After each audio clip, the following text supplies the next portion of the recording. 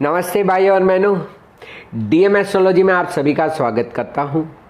वर्षफल की श्रृंखला में आगे हम देखने वाले 2023 का वृश्चिक राशि का राशि भविष्य। वृश्चिक राशि को इस वर्ष पे कौन कौन सी चीज़ों पे फ़ायदा है, कौन कौन सी चीज़ों में ध्यान रखना है और कौन कौन सी चीज़ें हैं जिसमें आप उसको फल अपेक्षित नहीं होगा। वैसे तो आप सब जानते हैं वृश्चिक राशि मंगल की राशि है, वो बहुत ज़्यादा शक्ति, ऊर्जा और उत्साह से भरी होती है। पर यह मंगल की मूल राशि नहीं है, यह उसकी मात्र स्वग्रही राशि है, क्योंकि स्वतः वृश्चिक राशि जल तत्व की है और मंगल महाराज अग्नि तत्व के, तो यहाँ पे थोड़ा फ्रिक्शन होता है। तो चलिए देखते हैं वृश्चिक राशि के लिए वर्ष 2023 कैसा रहेगा। शुरू में हम देख लेते हैं कि ग्रहों का मुख्य परिवर्तन क्या है और उससे जातक को क्या लाभ होने वाला है। बात करें सबसे पहले तो शनि महाराज की है। शनि महाराज पिछले वर्ष आपके तीसरे भाव में थे, चौथे भाव में आए हैं, वापस तीसरे भाव में चले गए थे। अब ये शुरुआत में 17 जनवरी को आपके चतुर्थ भाव में आ जाएंगे और वर्ष पर्यंत वो वहीं पे रहने वाले। तो यह एक बहुत अच्छा और बेनिफिट वाला है कि शनि महाराज अब जो आपके साहस, पराक्रम, छोटी छोटी जो आप ट्रैवलिंग कर रहे थे, मुसाफरी थी, उसको जहाँ कहीं असर कर रहे थे वहाँ से वो निकल के चतुर्थ भाव में आ रहे हैं। हालांकि वो अपने घर पे ही प्रवेश कर रहे हैं, पर इसका क्या फल होगा नहीं होगा वो हम देखेंगे। इसके आगे गुरु महाराज जो पंचम भाव में बैठे हैं, आपके लग्न को भी असर कर रहे थे, भाग्य को भी असर कर रहे हैं। वो 22 अप्रैल को अपना यह स्थान छोड़ के, यह राशि छोड़ के मेष राशि में प्रवेश करेंगे, जहाँ पे राहु महाराज बैठे हैं। वो गुरु राहु का चंडाल योग होने पे क्या विस्फोटक होगा, क्या फल होगा वो भी हम देखेंगे। और राहु महाराज जो आपके छठे भाव में बैठे हैं, वैसे तो 3, 6, 10, 11 भाव में, उपचय भाव में राहु अच्छा ही फल देता है, पर इससे आपको गुरु राहु साथ आने से, राहु महाराज छठे भाव में रहने पे और फिर अक्टूबर को, 30 अक्टूबर को, मतलब कि आखिरी 2 महीने नवंबर और दिसंबर में राहु महाराज आपके पंचम भाव में आ जाएंगे। तो उससे आपको क्या सावचेत रहना है, क्या शुभ और अशुभ फल है वो भी देखेंगे। और उसी के साथ केतु महाराज जो आपके 12वें भाव में है, वो 30 अक्टूबर के बाद आपके 11वें भाव में आ जाएंगे। तो यह सारा बड़ा परिवर्तन आपके लिए किन किन चीज़ों में आपको आसानी देगा, किन किन चीज़ों में आपको परिश्रम कराएगा, चलिए देखते हैं। सबसे पहले मुख्य प्रसंगों में हम देखते हैं हमारा स्वास्थ्य, क्योंकि यही सबसे बड़ा हमारे लिए संपत्ति पूंजी है। तो स्वास्थ्य के बारे में बात करें तो आप निश्चित रहिए, आपको कोई भी बीमारी नहीं है, कोई भी बीमारी होने वाली तक नहीं है। तो आप स्वास्थ्य के मामले में बिल्कुल निश्चित रहिए। हाँ, अपना जो परहेज करते, अपना जो उपाय करते, अपनी पुरानी जो बीमारी है उसको आप बराबर से ध्यान रखिए। पर इस वर्ष आपको स्वास्थ्य के बारे में कोई भी चीज़ों का चिंता करने की ज़रूरत, आवश्यकता नहीं पड़ेगी। केतु महाराज हालांकि 12वें भाव में है अक्टूबर तक, तो आपको समझ तो नहीं दे रहा है कि स्वास्थ्य में कुछ बदलाव है कि नहीं है, बट फिर भी एक अंदर जो अगर हम पूरे वर्ष का देखें तो आपको स्वास्थ्य के बारे में कहीं चिंतित होने की आवश्यकता नहीं है। ऐसे ही बात करें संपत्ति की, तो जी, धन और संपत्ति के लिए यह वर्ष बहुत ही अच्छा है। आपके धन के आय त्रिकोण जिसे हम कहते हैं, इसमें से मेष राशि में गुरु महाराज 22 अप्रैल को आ रहे। इसके बाद पुराना पैसा है, आपको खुद अपना जो पैसा लेना है उसके लिए बिल्कुल ही उचित समय है। तो यदि आपके पैसे कहीं से आने बाकी है, आपको देने कहीं बाकी है, आर्थिक व्यवहार जो आपके सही शायद कहीं ना कहीं रुके हुए हैं, उसमें कुछ बदलाव आएगा, उसमें कुछ पॉजिटिव आने का बिल्कुल जरूर समय है। आर्थिक आयोजनों पे ध्यान रखें। कोई बड़ी चीज़ें जो आप आर्थिक तौर पे करना चाहते हैं तो बिल्कुल ये वर्ष में आपको इसका परिणाम अच्छा मिलेगा, क्योंकि ये धन स्थान को और कर्म स्थान को साथ में असर करेगा जब गुरु महाराज मेष राशि में आएंगे। इसके आगे परिवार की बात करें तो परिवार का भी सुख आपको अच्छा ही है। और अप्रैल के बाद जब यह धन त्रिकोण में आ जाएगा, अर्थ त्रिकोण जिसे कहते हैं या धन से जुड़ा त्रिकोण कहते हैं, उसके बाद और अधिक लाभ देगा। जिन जिन चीज़ों के लिए आप पैसों के लिए या संबंध के लिए कहीं ना कहीं रुके हुए थे, उसमें कुछ न कुछ बदलाव आएगा। आपके संबंध जो पुराने संबंध है उसमें भी अच्छा परिणाम मिलेगा, और जो अभी संबंध नया बनाना चाहते हैं उनके लिए भी अच्छा है। तो अपने कुटुंबियों के लिए, अपने लोगों के लिए जो करना चाहते हैं, उनसे जो अपेक्षा लेके आप बैठे हैं वो सभी में आपको आपका उचित फल जरूर प्राप्त होने वाला है। तो बिल्कुल ही उसमें पॉजिटिव रहिए और उसका परिणाम अच्छा मिलेगा। तो ना आपको स्वास्थ्य की चिंता है, ना धन की चिंता है, ना संबंध की चिंता है। यही तो बड़ी हमारे पास पूंजी होती है। उसके आगे बात करें तो विद्या अभ्यास, हाँ यहाँ पे थोड़ा परिश्रम बढ़ेगा, क्योंकि साल की शुरुआत में ही चतुर्थ भाव में शनि आएंगे। जो आपके पास तुरंत फल आ रहा था उसमें कहीं ना कहीं अब आपको ज़्यादा परिश्रम करना पड़ेगा। शुरुआत में ही जैसे मैंने आपको कहा कि आप मंगल के जातक है, साहस, उत्साह, ये सब आपके अंदर जोश भरा हुआ है, जो शनि से विरुद्ध स्वभाव का है। तो आपके सुख स्थान में चतुर्थ भाव में जो शनि महाराज का भ्रमण हो रहा है वो आपकी सुख की चीज़ों को थोड़ा धीरे से, विलंब से कर देगा। वही आपके अभ्यास को भी लागू पड़ेगा। जो भी अभ्यास आप करते, चाहे आप स्कूल में है, शाला से अभ्यास कर रहे हैं, या आप डिग्री का अभ्यास कर रहे हैं, उच्च अभ्यास कर रहे हैं, तो अब आपके लिए थोड़ा ज़्यादा परिश्रम करने का समय है। यदि 100% परिणाम चाहिए तो आपको 200% कार्य करना पड़ेगा। सो समझ लीजिए कि अभी से ज़्यादा मेहनत करना सीख लीजिए, करना चालू कर दिए। वर्ष के शुरुआत में ही शनि महाराज चतुर्थ भाव में आ रहे हैं, तो आपको कुछ चीज़ों के लिए एक फाइटिंग स्पिरिट या आपको एक लड़ायक वृत्ति रखनी पड़ेगी और बहुत जोर से मेहनत करनी पड़ेगी। तो अभ्यास में ये आपको ध्यान रखना है। अब वही चीज़ उच्च अभ्यास की भी बात करें तो आपके पंचम भाव से गुरु महाराज निकल जाएंगे। 22 अप्रैल में गुरु महाराज की विदाई हो रही है। तो जो लोग भी अप्रैल के बाद मई जून में उच्च अभ्यास का प्लानिंग कर रहे हैं उनके लिए भी ये समय है कि अब थोड़ी मेहनत ज़्यादा करनी पड़ेगी। किसी का साथ सहकार नहीं मिलेगा, आपको हर चीज़ अपने आप करनी पड़ेगी। तो अभी से सामान्य अभ्यास हो या उच्च अभ्यास हो, अपना प्रयास प्रयत्न बढ़ा दीजिए और उसमें बिल्कुल ही आप ध्यान रखिए ताकि आपको उचित परिणाम मिले। ये चीज़ थी आपके अभ्यास से जुड़ी हुई। नौकरी वगैरह में, अगर नौकरी या आप जो भी सर्विस करते हैं इसमें आपको उचित फल चाहिए तो बिल्कुल ही अप्रैल के बाद मिलेगा।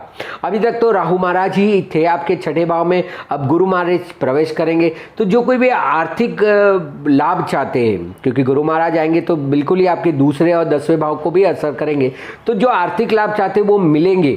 तो आपको सुनिश्चित करना पड़ेगा क्योंकि गुरु राहु साथ में है।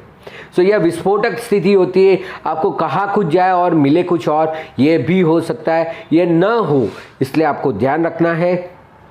आपको जो भी परिणाम चाहिए उस परिणाम का आपको पहले से तैयारी करनी पड़ेगी। सिर्फ आर्थिक आयोजन के ऊपर अगर आप बदलाव चाहते हैं नौकरी वगैरह में, तो उसके ऊपर सिर्फ ध्यान न रखते हुए अच्छी कंडीशन देखिए, कंपनी का ग्रोथ देखिए और उस हिसाब से आगे चलिए। सो नौकरी में बदलाव चाहते हैं तो भी रुक जाइए अप्रैल तक, उसके बाद लीजिए।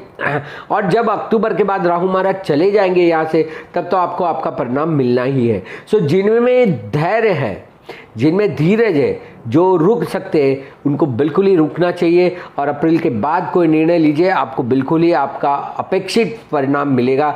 चाहे वो आप आर्थिक वृद्धि की बात कर रहे हो या अपनी स्थिति के बारे में बात कर रहे हो। यही चीज़ अगर हम व्यापार के लिए भी बात करें तो व्यापार के लिए थोड़ा चैलेंजिंग समय है। आपके चौथे भाव में जो शनि महाराज है उसकी असर आपके 10वें भाव में आएगी। सो आप या यदि तो ग्राहक बढ़ाने चाहते हैं, नया आयोजन करना चाहते हैं, नया कोई प्रोडक्ट इंट्रोड्यूस करना चाहते हैं, मार्केटिंग स्ट्रेटजी बदलना चाहते हैं या नया व्यापार करना चाहते हैं, तो बिल्कुल ही फोकस है और ज़्यादा मेहनत करनी पड़ेगी। देखिए आर्थिक चीज़ों में कोई विशेष आपको नुकसान नहीं है, परंतु नया कार्य जो करना है, नई सिस्टम को जो अडॉप्ट करना है, उसके बारे में आपको बिल्कुल ही ध्यान रखना पड़ेगा और उसमें आपको अपना ज़्यादा से ज़्यादा फोकस रखना पड़ेगा। लोगों से जुड़िए, अपनी चीज़ें समझाइए, प्रोडक्ट बढ़ाइए। अगर आपको स्टॉक वगैरह बढ़ाना है, मशीनरी बढ़ानी है, कोई आदमियों को बढ़ा के आपका धंधा व्यापार बढ़ाना है, तो बिल्कुल ही उसके ऊपर प्रयत्न चालू करिए। चाहे व्यवसाय हो या आपका खुद का व्यापार हो, इसमें बदलाव की बिल्कुल गुंजाइश है, बस थोड़ी मेहनत ज़्यादा लगेगी, ये आपको समझ के चलना है। तो चाहे आप नौकरी में हो, सर्विस में हो, करियर से जुड़ा हुआ कोई बात है, बिजनेस है, व्यापार है, प्रोफेशन व्यवसाय है तो आपको इसमें ज़्यादा मेहनत और आर्थिक लाभ गारंटेड है, तो बिल्कुल ही उससे आपको फ़ायदा होने ही वाला है, तो उसको पकड़ के चलिए। बात करें शादी ब्याह की, तो जी शादी ब्याह के लिए आपके लिए बिल्कुल ही उचित समय है। आप यदि प्लानिंग करना चाहते, किससे बातचीत चल रही है तो वो बातचीत में भी परिणाम मिलेंगे, या नए जगहों में आप देखना चाहते तो भी आप देख सकते।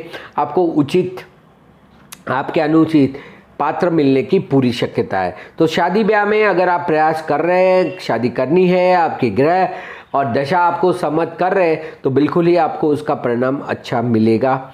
जो कोई भी प्रेम वगैरह में भी है और उसको शादी में तब्दील करना चाहते हैं, बिल्कुल ये वर्ष में अप्रैल के बाद ये चांस ले लेना चाहिए, तो शादी हो सकती है। जो शादीशुदा है उनके लिए भी यह वर्ष अच्छा है। नए संबंध बनाने के लिए, एक दूसरे से सुख प्राप्ति के लिए बहुत ही अच्छा समय है। तो शादी ब्याह में वैसे कोई चैलेंज, वैसे कोई अशुभ फल नहीं दिख रहा है, तो आपको बिल्कुल ही इसमें निश्चित रहना है और कोई मतभेद ना आ जाए, कोई वाद विवाद ना हो जाए, उसका ध्यान रखना है। वही चीज़ अगर आप भागीदारी में करना चाहते, कोई आपका कार्य भागीदारी में भागीदार से करना चाहते, तो भी बिल्कुल आप उसमें प्रयास करिए और अच्छे लोग मिल जाएंगे जिससे आपका कार्य बढ़ेगा। तो बिल्कुल ही ये चीज़ों पे आप ध्यान दीजिए, अच्छा है। संतान के बारे में यदि आप प्रयास करना चाहते हैं तो आपके पास समय बहुत कम है। अप्रैल तक आप अगर संतान के बारे में कोई भी अगर आप कदम उठा रहे हैं, आप ऑलरेडी कोई इलाज कर रहे हैं, प्रयास कर रहे हैं, तो बिल्कुल अप्रैल तक करने दीजिए और फल प्राप्त करें। यदि फल प्राप्त नहीं होता है तो फिर थोड़ी डिफिकल्टी होगी, क्योंकि 6 महीने बाद जब राहु महाराज पंचम भाव में होंगे तो आपके लिए ज़्यादा तकलीफ वाला समय आ सकता है। इसलिए पूर्ण प्रयास करिए। यदि संतति के बारे में अगर कोई भी निर्णय लेना है, संतति चाहिए, तो अप्रैल तक आपको बिल्कुल ही इसके लिए प्रयास करना है और आपको अपेक्षित फल मिल सकता है। जिनके संतान है और संतान के बारे में अगर आपको कोई निर्णय लेना है, चाहे उनके अभ्यास के सम्मेलन में हो या उसके शादी ब्याह के, या उसको स्थिर करने के लिए, उसको व्यवसाय के लिए अगर आप कोई चिंतित है, तो उसमें भी आपको अप्रैल तक अच्छा समय है। उनके लिए कोई भी आयोजन करना है, निर्णय लेना है, तो तब तक ले ले। उसके बाद थोड़ा बहुत परिणाम विपरीत आ सकता है या उनको वो फल नहीं मिल सकता है। तो अप्रैल तक बिल्कुल ही आप पीछे लगे रहिए और आपको अपेक्षित फल बिल्कुल ही मिलेगा, तो आप उसको करिए। वही चीज़ रोग के लिए बात करें तो देखिए, राहु आपके 6ठे भाव में बैठा ही है और गुरु आएगा। गुरु का मतलब होता है वृद्धि। सो ये अप्रैल तक जो भी कोई रोग इलाज है उस पर इलाज जो करना है वो कर लीजिए। गुरु आके इलाज तो देगा, वो कोई चीज़ों को बढ़ा भी सकता है। गुरु राहु का विस्फोटक योग होता है, इसलिए अगर कोई बीमारी है आपके अंदर, इसमें इलाज करना चाहते तो इलाज आपको अप्रैल के बाद गुरु महाराज आने पे कुछ सुझाव मिल सकते हैं, कुछ अच्छा दवाइयाँ इलाजें मिल सकते हैं, जिसका आप अनुसरण करने पे आपको उचित फल मिलेगा। सो रोग उपचार के लिए थोड़ा आप अभी निश्चित हो सकते हैं कि गुरु महाराज आने पे आपके अंदर जो कुछ चल रहा है, कोई रोग पनप रहा है, कोई रोग बाहर निकलना है, तो इसका इलाज निकल जाएगा, डायग्नोस हो जाएगा। जो राहु यहाँ बैठ के आपको बता नहीं रहा है कि परेशानी क्या है, वो आपको समझ में आ जाएगी कि परेशानी क्या है। वही 12वें भाव से केतु के जाने पे बाद 30 अक्टूबर के बाद आप निश्चित भी होंगे कि आपको जो संकेत है, जो सिम्टम्स दिख रहे हैं, उसके अनुसार आप इसका इलाज भी कर पाएंगे। पूरे वर्ष गुरु महाराज आपके 6ठे भाव में है, वो कहीं ना कहीं आपको इलाज जरूर दे देगा। वही बात अगर हम फॉरेन ट्रैवलिंग, फॉरेन सेटलमेंट की बात करें तो ये थोड़ा बहुत चैलेंजिंग रहेगा। यदि आप यात्रा करने चाहते हैं, विदेश यात्रा, और ऑप्शन है अगर आप करें या ना करें, ऐसा ऑप्शन है तो ना करें, क्योंकि इतना उचित समय नहीं है। जो जिस अपेक्षा से आप करना चाहते हैं वो अपेक्षा पूर्ण नहीं हो सकती। वहाँ जाके कोई डिफ़िकल्टी, चैलेंज आप फेस कर सकते हैं, या यहाँ से जाने के समय सारे जो प्रिकॉशन है, सारे जो इलाज है वो करके जाइए, ताकि वहाँ जाके आपको कोई तकलीफ ना हो। अगर नहीं जा सकते हैं, नहीं जाएंगे तो ज़्यादा उचित है। और वही लोग जो वहाँ स्थिरता की बात कर रहे हैं, सिटीजनशिप मिलने की बात है या PR लेने की टाइम है, तो उनके लिए भी ये थोड़ा कष्टदायक समय होगा। मैं ये नहीं कह रहा हूँ कि आप मत प्रयास कीजिए, पर आपको ज़्यादा प्रयास परिणामलक्षी फल नहीं प्राप्त होगा, पर फिर भी आप करते रहिए। अपना जो प्रयास है वो अपनी ओर से आप करते रहिए, चाहे उचित परिणाम मिले या ना मिले। सो विदेश से परदेश से जुड़ी हुई कोई चीज़ है तो उसमें ज़्यादा सफलता नहीं है। उसको अगर आप इस साल के लिए टाल सकते हैं तो बिल्कुल टालना चाहिए, और अगर कर रहे हैं तो पूरी मेहनत से शिक्कत से कीजिए, ताकि आपको थोड़ा बहुत तो उसमें परिणाम अच्छा मिले।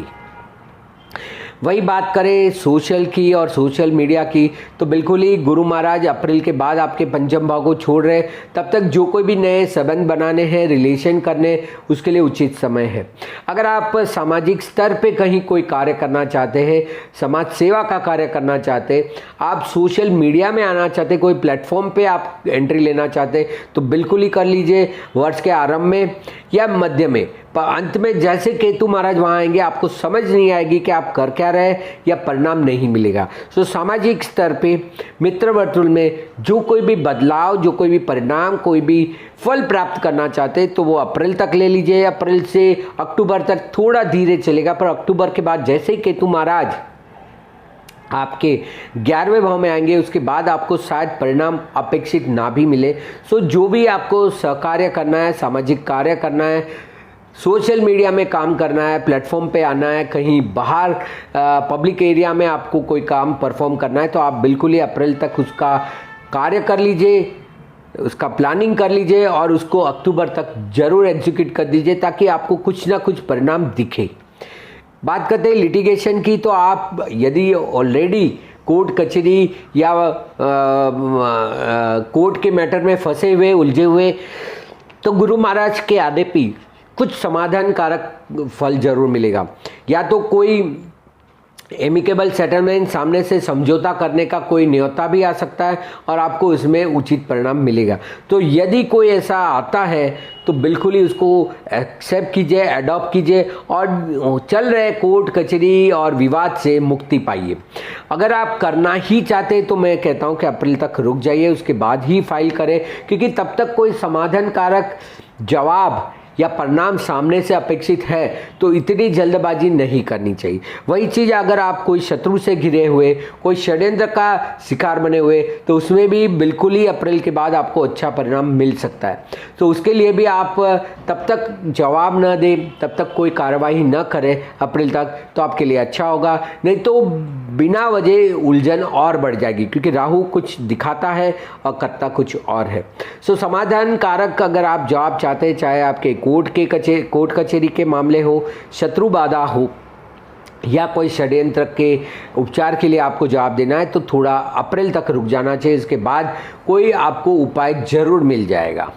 वही बात करें प्रॉपर्टी की, तो अगर आप ज़मीन, मकान या आपकी प्रॉपर्टी बेचना चाहते तो बिल्कुल उसमें कमर्शियल प्रॉपर्टी पे ध्यान दीजिए। अगर आप कमर्शियल प्रॉपर्टी से जुड़ा हुआ लेना चाहते या बेचना चाहते तो बिल्कुल करें। घर के, जिसको हम रेसिडेंशियल कहते हैं, इसमें बहुत कम अच्छा परिणाम मिल सकता है। आप कर सकते हैं पर उसमें आपको चाहिए इतना अपेक्षित लाभ नहीं मिलेगा। सो अगर फोकस है, अगर आपके पास ज़मीन है तो उसको कमर्शियली डेवलप करनी है, इंडस्ट्री में कोई डेवलपमेंट करना है, बिजनेस और प्रोफेशन की जगह में कुछ बदलाव करना चाहते तो बिल्कुल करिए।